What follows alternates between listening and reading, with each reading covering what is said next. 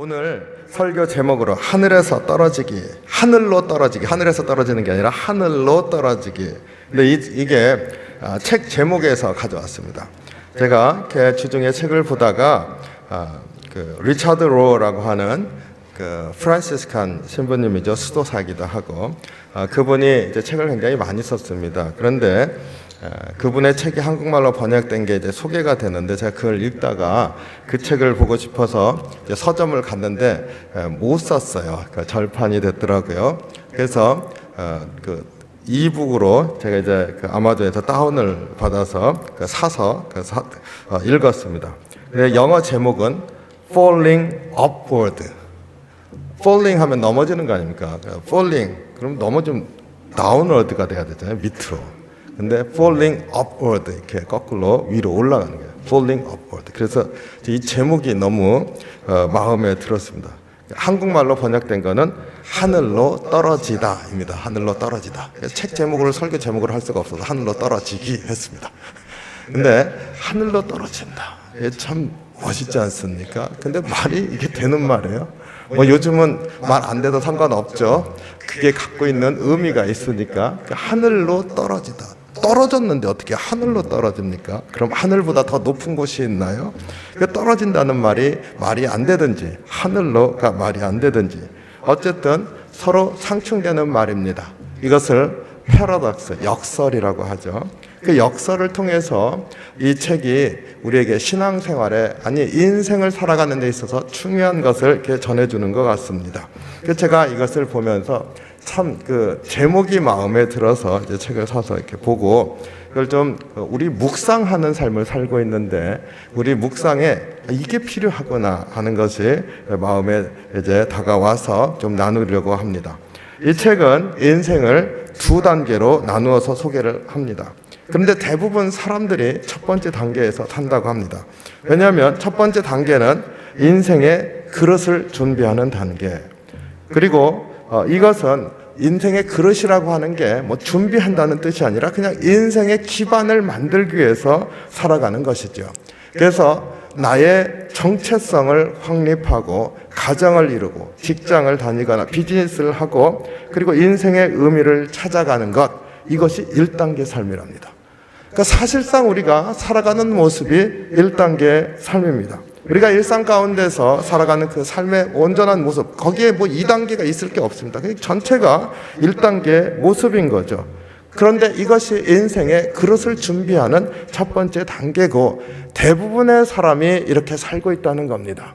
근데 문제는 이렇게만 살아서는 우리가 인생으로 허락해 주신 하나님의 그 인생을 주신 그것을 fully 살 수 없다라고 말을 합니다. 그리고 인생에는 그 다음 단계가 있는데 그것은 준비한 인생의 그릇에 원래 담으려고 했었던 것을 담는 삶, 그것을 담기 위해서는 인생의 내용이죠. 그 내용을 찾는 삶이 되어야 된다.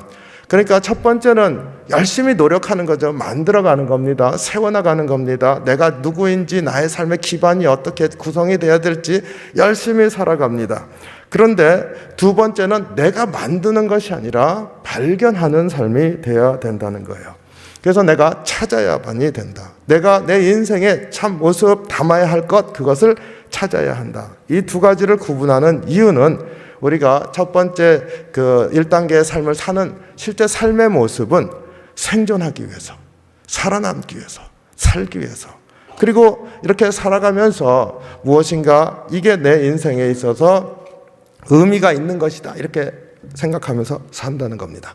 근데 실상은 그 안에 항상 적극적이고 포지티브한 에너지가 흐르는 게 아니라 많은 경우에, 아니 거의 모두가 다 그 삶을 살면서 우리 실제 모습 안에는 부정적인 에너지가 흐른다는 겁니다. 생각해 보세요. 내가 주님을 섬기면서 살기를 원합니다. 그리고 주님을 섬기면서 사는 게 우리가 믿는 사람으로서 당연한 거죠. 그리고 거기에 기쁨이 있다는 거 잘 압니다. 그런데 섬기면서 사는데 이게 참 힘들어요. 그래도 섬기면서 사는 게 믿음의 삶이니까 열심히 섬기면서 산다. 이랬을 때 이것은 1단계의 삶의 모습이라는 겁니다. 내가 섬기면서 살아야 하기 때문에 섬기면서 사는 거죠. 2단계는 어떤 걸까요? 그런 게 아니라 그냥 섬기는 게 좋은 거예요. 그게 즐겨지는 겁니다. 이런 것들이 2단계랍니다. 두 번째 단계, 2단계 삶이 그러니까 섬기면서 산다라고 하는 그 그릇 안에, 섬기면서 사는 것이 믿는 사람의 삶의 모습이다. 이 그릇 안에 실제 담기는 내용은 뭡니까? 섬기는 것 자체죠. 그것을 내가 알고, 그러니까 섬김이 기쁜 것을 알고, 섬긴 것 할 때마다 내가 기쁘고, 그러니까 굳이 섬겨야지 하는 일이 아니라 자꾸 찾아가는 그런 삶이 되어지는 것. 이게 2단계의 삶이라는 겁니다. 그래서 이 리차드로 그 수사죠. 이분이 2단계의 삶을 이렇게 표현합니다. 당신이 무엇인가를 하고 있을 때 정말로 그 일을 하고 있습니까? 이렇게 물어요. 영어로 표현이 훨씬 재미있습니다. 뭐냐면 영어로 하려니까 내가 영어가 안 되니까 이게 힘드네 갑자기. 발견하는 거니까 디스커버리, 발견하는 거죠. TV 채널 아닙니까? 디스커버리, 발견, 디스커버리 of what you are really doing. 당신 진짜라고 있는 것. When you are doing what you are doing. 뭐냐면 제가 이거 보면서 이 말이 재밌어서 얼마나 외우려고 노력을 했겠어요. 내가 하는데, 내가 하고 있는 이 일을 하려고 할 때 정말로 그 일을 하고 있는가, 정말로 그 일을 하고 있는 것을 발견하는 것. 이게 2번째 단계의 삶이랍니다. 제가 예를 들어 보겠습니다. 제가 집사람이 이제 그 설교도 이렇게 듣고 일할 때 또 그냥 음악 틀어놓지 않고 이제 설교나 이렇게 그런 걸 틀어놓고 있어요. 근데 제가 가끔 그건 좋은 거지만 가끔 집사람한테 그럽니다. 그거 그냥 일만 해 끄고, 제가 이렇게 얘기를 합니다. 그럼 그냥 가만히 일만 하면 그거 뭐 합니까? 그 뭐라도 틀어놓고 음악이라도 틀어놓는데 그게 기왕이면 설교를 틀어놓는 거니까. 그리고 이제 CTS 뭐 이런 그 목사님들 인터뷰나 뭐 이런 간증들 이렇게 틀어놓고 이제 일을 해요. 제가 그래서 하나만 하는 게 좋지 않겠냐고 제가 그래요. 그러면 집사람이 이거 꺼놓고 하네, 켜놓고 하는 게 낫다고. 그리고 이렇게 하다 보면 또 듣고 뭐 이러니까. 맞는 말이죠. 다 그러실 줄 압니다. 그렇죠? 안 그러시나요? 왜 이렇게 조용하세요? 저도 공부할 때 음악을 틀어놓기도 하고, 책을 볼 때 음악도 틀어놓기도 하고, 그리고 아이들이 옆에서 뭐라고 막 시끄러워도 저는 저 할 일 하죠. 그러면서 내심 이런 게 바로 멀티태스킹이야, 뭐 이렇게 해서 말합니다. 그리고 요즘은 멀티태스킹 하는 일이 많죠. 아이들도 뭐 동시에 여러 가지 하지 않습니까? 멀티태스킹. 이 사회가 멀티태스킹 근데 교육적으로 좋은지 잘 모르겠습니다. 그런데요, 제가 집사람한테 부엌일 할 땐 부엌일만 하고, 또 이거 설교 틀 땐 설교 틀어놓고 이렇게 하는 게 어떠냐 얘기할 때, 이유는 제 나름대로 그냥 설거지 하든 부엌일을 할 때 그것만 하면 그것을 즐길 수 있지 않을까? 설교를 또 들으면 설교를 듣는 것만 온전하게 하면 그 설교를 듣는 것을 즐길 수 있지 않을까? 설교를 듣거나 메시지를 듣거나 간증을 듣는 것으로 끝나는 게 아니라 그것을 즐길 수 있지 않을까? 이 사람이 어떠한 사람이구나, 이런 설교가 어떤 것이구나 아는 것이 즐거운 것이 아니라 그거 듣는 게 즐겁지 않을까라고 하는 겁니다. 그리고 설거지 하거나 이렇게 부엌일을 할 때 그것 자체가 즐거울 수 있지 않을까라고 하는, 안 즐겁겠죠. 하지만 즐겁지 않겠습니까? 우리가 한 가지 일을 하면서 그 한 가지 일에 집중하고 그것이 정말로 내가 몰입해서 하는 일이면 그 안에 기쁨이 있지 않겠습니까? 그러니까 encounter 혹은 discovery, 발견하는 건데 뭘 발견해요? Of what you are really doing. 진짜로 하고 있는 것. 정말로 하고 있느냐는 겁니다. When you are doing what you are doing. 하고 있는 일을 하고 있을 때 정말로 그 일을 하고 있습니까? 라고 묻는 겁니다.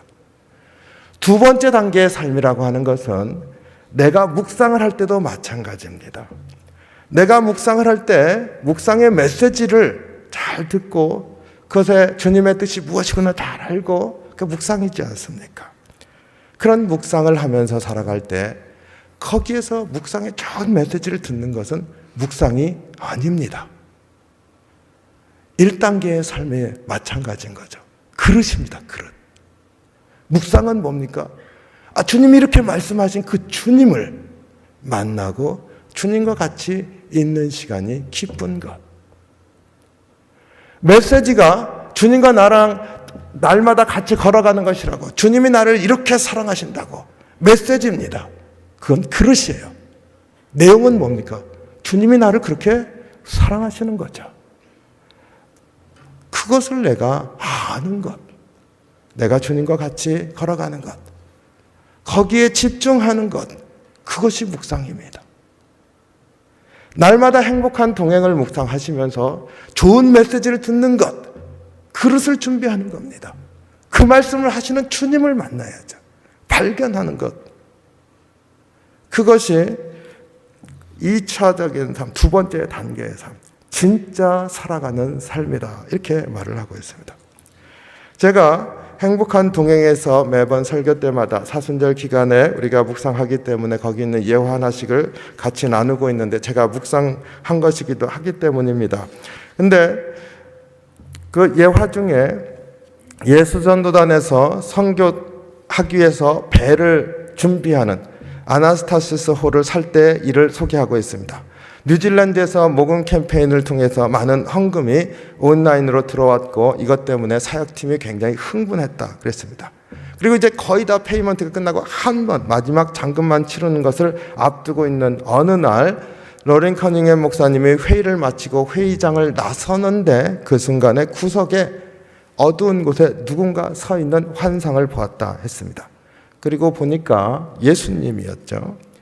선교선을 구입하는 그 사역에 관심을 기울이고 거기에 매진하고 있느라고 예수님에 대해서 전혀 바라보지를 못하고 있었던 거죠. 예수님을 잊고 있었던 겁니다. 그 선교 목적이 예수님인데 예수님을 잊어먹고 그 일들에 집중하고 있었습니다. 그날로 모금이 뚝 끊겼고 한 번 남은 페이먼트 못했다는 거죠. 배 구입이 좌절되었습니다. 그 이후로 로렌 커닝엄 목사님은 언제나 예수님과 모든 일을 의논하고 사역하였고 오늘날의 예수전도단이 되었다. 묵상집에 나오는 그 이야기입니다.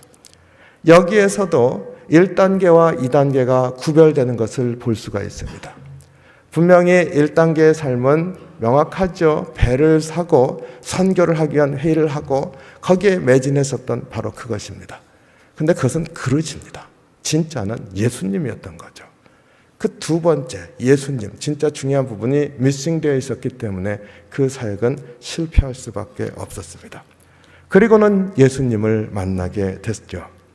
2단계의 삶은 그 예수님을 발견하는 것. 그래서 그 다음부터는 예수님과 같이 회의하고자 이렇게 애썼다. 어떻게 했는지 그 로렌 커닝엄 목사님 기도하면서 했겠죠. 그 예수님과 늘 모든 것을 같이 하려고 했다 그랬습니다. 제가 교회사를 전공하지 않았습니까? 그래서 신학생 때 좋아하던 역사학자가 한 명 있습니다. 근데 그 역사학자의 학문적 업적 때문에 좋아한 게 아니고 그냥 그분이 쓴 책이 하나 있는데 그 책이 꽤 두꺼워요. 근데 읽기가 쉽습니다. 그리고 사람들이 다 알아요. 나도 읽었다는 뿌듯함이 있어가지고 그래서 이 책 때문에 그 신학자를 좋아했습니다. 하르낙이라고 하는 분인데 What is Christianity라고 그 기독교란 무엇인가라고 하는 것을 역사 이렇게 쭉 스터디하면서 쓴 책입니다. 그래서 그 책을 읽고 그 책을 가지고 있다는 사실이 좋아서 하르낙을 좋아했습니다. 그 책이 아직 제 서재에 있습니다. 이렇게 들어볼 때마다 뿌듯해요. 그런데 그분이 교회 역사를 쭉 하면서 기독교란 무엇인가라고 하는데 딱 둘로 갈라서 얘기를 합니다. 껍데기와 알맹이의 역사다. 그 역사 가운데서 기독교를 이렇게 보면은 그 하나하나 살펴보면은 껍데기가 있고 알맹이가 있다. 허스크가 있고 커널이 있다. 이렇게 얘기를 합니다. 그 허스크, 커널, 그게 뭐예요? 껍데기, 제도적인 것들, 교리적인 것들. 교리적인 것들도 사실은 중요한 가르침을 담고 있습니다. 교리라고 하는 말 자체가 덕트린이 가르침이란 뜻이니까 시대에 변화가는 것에서 그 본질적인 것을 지키기 위해서 가르침을 정리해 놓은 것이 교리지요. 시대가 바뀌면서 도전들이 있으니까 거기에 응답하고자 한 게 교리입니다. 그럼에도 불구하고 교리 자체는 허스크, 그 안에 담겨있는 예수님이 진짜라는 거죠. 그래서 커널, 알맹이는 예수님이라는 겁니다. 그러니까 무엇이 기독교냐? 기독교라고 하는 껍데기가 있고 그 안에 담겨있는 진짜가 있는데 예수님, 그리고 예수님을 만난 사람들의 고백이라는 겁니다. 그리고 그 고백이 그 역사 가운데 이렇게 시대마다 나타나 있다는 거죠. 그래서 기독교를 실천하는 것은 어떤 의미에서는 율법입니다. 율법이 아니라 예수님을 닮아가는 것, 예수님을 만나고 같이 살아가는 것, 그것이 기독교라는 겁니다. 그러니까 우리가 믿음으로 살고자 할 때 정말로 알아야 할 것은 무엇입니까? 기독교에 대해서 배우는 것이 아니라 그거 필요하죠. 그게 있어야 담기니까. 그러나 진짜는 예수님과 같이 살아가는 것, 예수님을 닮아가는 것이라는 겁니다. 예수님과 행복한 동행, 우리가 그것을 통해서 스스로에게 물어야 할 것이, 나는 오늘 이 묵상을 통해서 예수님과 어떻게 살겠는가, 어떻게 닮기를 원하는가, 이것을 물어야 될 줄로 믿습니다. 마이크 필라베치 목사님이 쓴 책에 광야에서 하나님을 만나다라는 것이 있습니다. 거기에서 같이 오랫동안 사역했던 사람이 이제 목회자가 되기 위해서 영국으로 신학 공부를 하러 떠나게 되었습니다. 그 전날 오랫동안 같이 사역을 했으니까요, 이 사역자에게 그동안 사역하면서 느낀 것을 나눠달라 부탁을 했습니다. 그랬더니 그 사람이 한마디 코멘트를 했는데 그게 이 목사님의 마음에 지금까지 새겨져 있다, 이렇게 고백하고 있습니다. 그것이 이겁니다. 우리가 하는 일 가운데 은밀하게 하는 일은 무엇인가요? 우리가 보이지 않는 곳에 투자하고 있는 것은 무엇인가요? 이렇게 물었답니다. 그러니까 다 보니까 사람들이 보는 것들이고 사람들이 알 수 있는 것들을 하는데 실제로 사람들에게는 보이지 않고 예수님의 눈에만 보이는 것은 무엇입니까? 하고 물었습니다. 주님이 은밀한 가운데서 보고 계시고 주님이 그것으로 기뻐하시면 됐다고 하면서 하는 일이 무엇인가? 이것이 도전이 되었답니다. 갈보리 성도님들은 어떻습니까? 저 역시도 마찬가지입니다. 우리의 삶 가운데 많은 것들이 보여지고 이해되어지는 것들입니다. 그러나 보이지 않는 것, 주님만 아시는 것에 투자하고 있는 게 무엇이냐? 이 질문은 우리에게 동일한 도전을 줍니다. 빌립보서 1장 20절 말씀을 오늘 읽었습니다. 나의 간절한 기대와 소망을 따라 아무 일에든지 부끄러워하지 아니하고 지금도 전과 같이 온전히 담대하여 살든지 죽든지 내 몸에서 그리스도가 존귀하게 되게 하려 하나니. 사도 바울의 신앙 고백입니다. 여기에서 사도 바울은 온갖 박해에도 그리고 죽음의 위협에도 불구하고 거기에 굴하지 아니하고 복음을 전파하는 데 몰두했습니다. 복음 증거하는 것이 사도 바울의 삶이었습니다. 그런데 사도 바울은 내가 복음을 증거하기 위해서 산다, 곳곳에 고백하고 있지만 우리는 그것 때문에 사도 바울은 복음을 증거한 복음 전도자라고 생각을 하고 고백하지 않습니까? 그런데 사도 바울 정작 자신은 그 일을 하는 이유가 다른 겁니다. 그것은 내 몸에서 예수님이 영광받고 예수님이 존귀함 받게 하려고라고 하는 거죠. 이 사도 바울은 두 번째 단계의 삶을 살고 있는 겁니다. 오히려 사도 바울이 첫 번째 단계의 삶은 뭡니까? 복음을 증거하면서 세계 각국을 돌아다녔던 게 어찌 보면 1단계인 거예요. 놀랍지 않습니까? 사도 바울은 그것을 하는 목적은 뭡니까? 내 몸의 안에서, 내 몸을 통하여서, 내가 살아가는 삶의 모습을 통하여서 예수님이 존귀함을 받게 하기 위해서다. 영어로는요, 훨씬 더 직접적으로 표현되고 있습니다. In nothing I'm ashamed. 난 부끄러운 게 없다.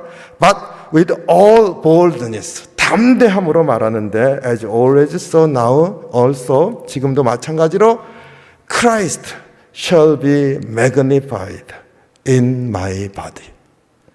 Christ shall be magnified in my body. Whether it be by life or by death. 사는 것을 통해서든지 죽는 것을 통해서든지 내 몸을 통해서 내 몸 안에서 일어나는 일을 통해서 예수 그리스도가 존귀하게 여겨지는 것, 예수 그리스도가 magnified, 내 안에서 커져가는 것을 위해서 하고 있다는 겁니다. 예수님을 만나는 것, 예수님이 내 안에서 커가는 게 즐거운 겁니다. 본질을 알고 있는 거죠. 우리는 종종 복음을 증거하는 것이 본질이라고 생각합니다. 아니요. 예수님이 드러나는 게 본질입니다. 우리의 삶이 1차적인 삶 스테이지에 머물러 있는 것인지 2차적인 만남이 있는지 다시 한번 깊이 돌아보기를 원합니다. 리차드 로스 도사 하늘로 떨어지다, 이 책에 되게 큰 위로가 됐습니다. 왜냐하면요,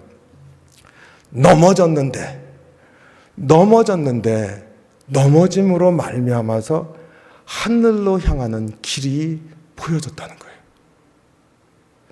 넘어지지 아니하는 사람에게는 여전히 1차적인 그 스테이지의 삶에 머물러 있고 그 깨달을 수가 없죠. 거기에 매몰되어 있는데. 근데 그게 넘어지는 순간, 실패하는 순간, 내가 내 스스로 안 된다고 하는 순간, 그때서야 비로소 주님이 계시다는 것을 알게 되는 것이니까 넘어지는 것이 오히려 하늘로 향하게 만들었다는 겁니다. 그러니까 넘어졌는데, 떨어졌는데 어디로 떨어졌어요? 하늘로 떨어진 겁니다. 얼마나 감사해요. 우리가 주님 앞에서 얼마나 담대하게 살 수 있습니까? 그렇게 잘 못하잖아요. 우리 부끄러운 것들도 많고 넘어지는 것들이 많이 있습니다. 그럼에도 불구하고 그것으로 말미암아 주님이 보여지는 거예요. 주님이 드려진다. Falling upward. 넘어졌는데 하늘로 떨어졌다. 얼마나 감사합니까? 토마스 머틴이 인생을 이렇게 비유했습니다. 우리 인생은 성공의 사다리를 올라가는 것과 같습니다. 그 사다리의 꼭대기에 이르러서야 비로소 사다리가 잘못된 벽에 기대져 있다는 것을 발견합니다. 참 얼마나 비극입니까? 우리 그렇게 살잖아요. 열심히 달렸어요. 그게 나쁜 거 아닙니다. 근데 끄트머리 이러니까 다 하고 나니까 마음이 허전해요. 폈어요. 아, 이거 뭐가 잘못됐구나. 인생의 꼭대기, 사다리 꼭대기 올라가니까 아, 이 사다리가 그만 잘못된 벽에 기대어져 있어갖고 내가 잘못 올라왔구나를 알게 됐다는 겁니다. 그런데 그게 falling upward, 넘어졌는데 하늘로 떨어지는 길입니다. 우리가 힘든 것이 무엇인가요? 힘든 것, 우리가 힘들 때마다 다시 한번 돌아보기 바랍니다. 아, 내가 혼자 짊어지고 있나? 주님이 나를 붙들어 주시는 것을 내가 온전히 맡기지 못하고 있나? 이게 깨달아지는 게 은혜죠. 주님을 의지하는 게 그 시점부터 시작이 되니 얼마나 큰 은혜입니까? 그리고 이 리차드 로의 하늘로 떨어지다, 이 책의 관점에 의하면 그게 인생인 겁니다. 그게 참으로 살아가는 겁니다. 하나님이 우리에게 허락하신 우리의 삶은 생명의 삶입니다. 그러니까 넘어졌을 때 주님이 생각나면 생명으로 깨어나는 거죠. 넘어져야만 하늘을 향해서 일어설 수 있다는 역설이 신앙의 역설입니다. 그 책에 라이너 마리아 릴케 책이 시가 소개되어져 있습니다. 저 국어책에서 봤었던 시인데, 근데 거기에 중력의 법칙에 관한 부분이 있더라고요. 중력의 법칙은 얼마나 확실하게 만물을 붙들고 있는가, 마치 바다의 파도와 같이 강하다. 아무리 작은 것일지라도 붙들고 있으며 세상의 중심으로 끌어당긴다. 여기에서 배울 것이 있다. 넘어져라. 인내를 가지고 자기 자신의 무게를 믿어라. 내게 무게가 있으면 어디로 갑니까? 중력이 잡아당기도록 가지 않겠습니까? 자, 이걸 이렇게 믿으시기 바랍니다. 뭘 믿어요? 잡아당기는 힘이 있다는 것을 믿으시기 바랍니다. 잡아당기는 힘이 뭐예요? 예수님이요, 우리를 잡아당기고 있습니다. 예수님이요, 우리를 사랑하시는 그 사랑으로. 내 인생은 원래 사랑으로 태어난 거야. 하나님이 너를 사랑하셨기 때문에, 하나님이 창조하시고 나서 너를 사랑하셨기 때문에, 예수님이 십자가를 지시기까지 사랑하셨기 때문에 너의 삶이 있는 거야. 이 사랑이 끌어당기고 있는 거죠. 죄인인 게 부끄럽다고요? 어떻습니까? 넘어지면 되지. 넘어지면 되죠. 넘어지면은 뭘 믿어요? 넘어진 죄인을 구속하시는 주님이 기다리고 있는 것을 믿으시기 바랍니다. 넘어져라. 인내를 가지고 자기 자신의 무게를 믿으라. 거꾸로 주님이 나를 잡아당기고 있음을 믿으라. 이렇게 들려집니다. 날마다 묵상하시면서 주님을 만나시기 바랍니다. 메시지는요, 그릇입니다. 길입니다.